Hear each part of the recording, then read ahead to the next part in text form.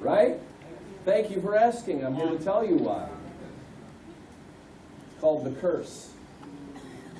And there are ways to deal with the curse. And there are ways to release the blessing.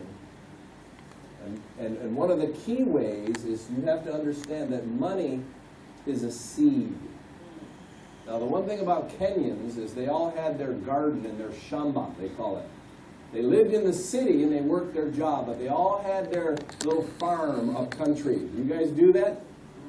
Do Nigerians plant things and grow things? Yes? Yes. No? Yeah? Yes.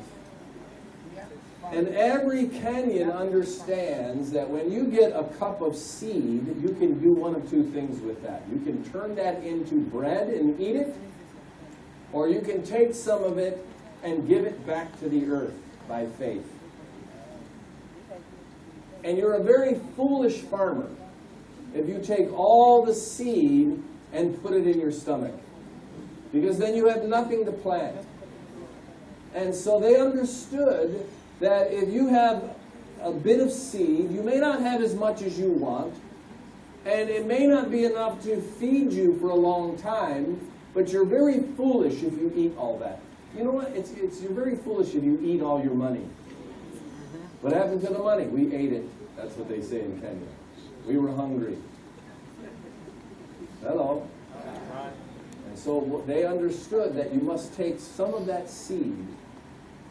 It's an act of faith to put that back into the ground, because it takes a whole season for it to come back to you. And you have to pray for the rain. Can you say amen? Amen. And you have to keep the predators off. And you're hoping that the harvest is good. And lo and behold, a few months later, here comes the harvest. And rather than having 1 cup of seed, now you have 3 cups of seed. And the Bible says in our text, he who sows sparingly will reap also sparingly.